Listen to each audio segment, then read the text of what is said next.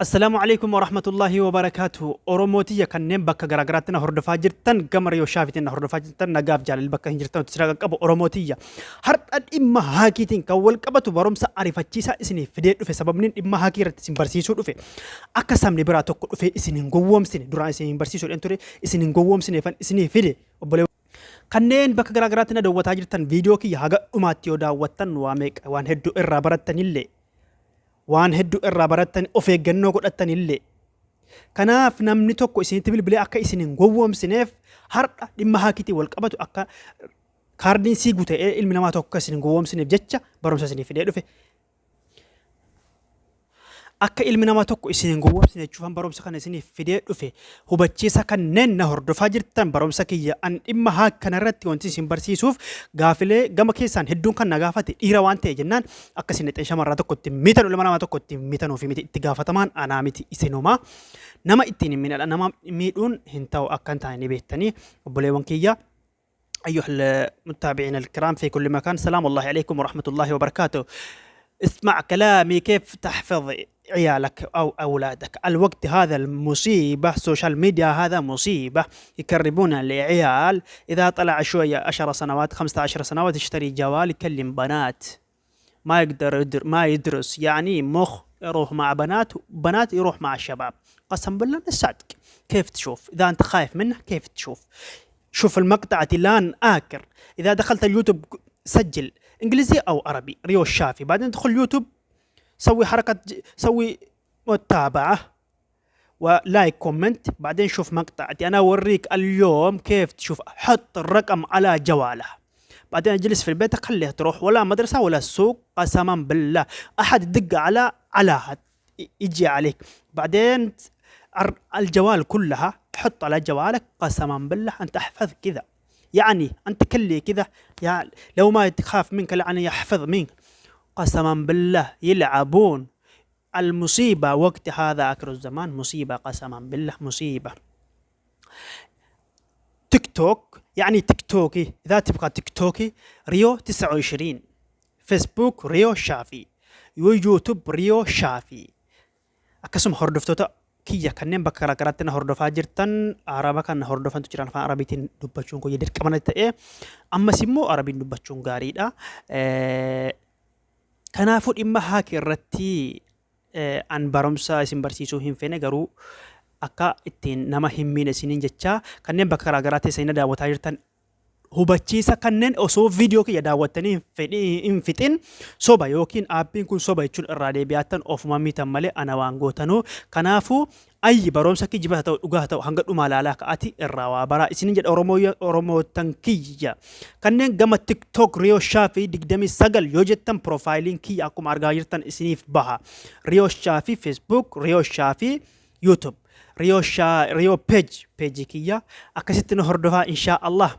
gaafilee qabdan gama kommentiitti raqama kiyya isiniif maxxansaa gama kommenti gama daariitti nagaafachuu dandeessanii har'a barumsa ariifachiisaa sheer godhaa waliin gaha wassalaamu alaykum wa rahmatullahi wa barakaatu. daawwattoota kiyya kabajamoo nagaan jaalalli tokkummaan bakka jirtan isin nagaa isiniin jecha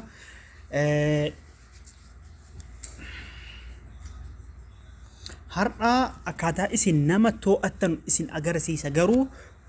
hubadhaa an wanneen kana isin agarsiisuuf nama ittiin miidhaa osoo hin taane dhaqaati nama ittiin gowwoomsaa osoo hin taane baraa akka namni isin gowwoomsine jechuuf malee dhaqaati ittiin nama miidhaa jechuuf miti oromoo kiyya asitti hubadhaa nuti waan badaa tokko fakkeenyaaf an waan badaa tokko yoon gadhiisne jalaa sheer godhattanii ilma namaa tokko ittiin miitan kan ittiin gaafatamu ana waan ta'e jennaan kanattu sodaan qabaa. Rabbiin nama hin dhiisu obboleewwan kiyya miskiina tokko miidhuu kanaafuu isinis nama hin miidhina barumsa sababni nuti keessatti fayyinnuti oromoon xiqqoosii barumsaan garagadii jiranii beektanii sooshaal miidiyaa kana bakka yuutuubii jalaa bakka hundatti kan argamu sababiraati malee oromoon xiqqoo waltuffii qabna kanattuu xiqqoosii barumsaan gadaanaa taanee jirra kanaafuu dhimma teknoolojii irratti sirriitti yoo hin beekne waan namni isin barsiisu sirriitti yoo hordoftan waa meeqa irraa barattan bor'atis barsiisaa ta'uun kenni mala kanaafuu doktorri yookaan warri amma sammuu namaa hiikee yaalaaru osoo duraan garaa ummaa keetti baree hin baane garuu erguma dhalatee ka'ee bare. Kanaafuu dhimma teknooloojii dhimma garaagaraa barumsa garaagaraa irratti sirriitti hubachuun gaariidha. Obboleewwan kiyyaa asumaanuu kanneen bakka garaagaraatti na hordofaa jiru. Facebook aadiin kiyya Riyoo Shaafii kunoo YouTube linkiin isaa ajjala jira. YouTube Riyoo Shaafiiti linkii YouTube ajjalaa qabattanii dhaqxan kanneen gama peejiitiin na daawwataa jirtan. Kanneen gama peejiitiin na hordofaa jirtan Riyoo page profiiliin keenya kanuma asirratti kan isin agartan kun WhatsAppii gaafilee qabdan asiin dhiheeffachuu ni dandeessu. Gama peejii kiyyaa dhuftanii gama messengeraatiin gama WhatsAppiitiin dhiheeffachuu ni dandeessu. Kabajamtoota hordoftoota Riyoo page kanneen bakka garaagaraatti isin daawwataa jirtan. Kanneen gama TikTok na daawwataa jirtan Riyoo 29 TikTok akkuma agartan namni asirratti na daawwatu xiqqoo waan ta'e jennaan ammallee asirratti namni hin barreessu. Social media guddaan beekaman kan amma addunyaa harkaa qabu TikTok waan ta'e jennaan asirratti share godhaatii waliin gahaa isiniin jedha. Kabajamtoota hordoftoota kiyyaa warroonni TikTok irratti na daawwataa jirtan profiilii TikTok gad tuqxanii as YouTube kana tuqxanii YouTube kiyya keessa xawwaalii isin geessa. Afwan barumsi har'aa hedduu waan gabaabduu taate jennaan kanneen diskiripshinii jala waa buufachuudhaaf ammas maatii kiyyatti dabalamuudhaaf fedhii qabdan YouTube keessa galtanii Riyoo Shaafii hojjettanii search gootan afwan shabaka akkuma isin agartan Riyoon Shaafii isiniif dhufaa hamma dura YouTube kiyya haaraa waan ta'e jennaan ni agartanii profiilii kana gad tuquudhaan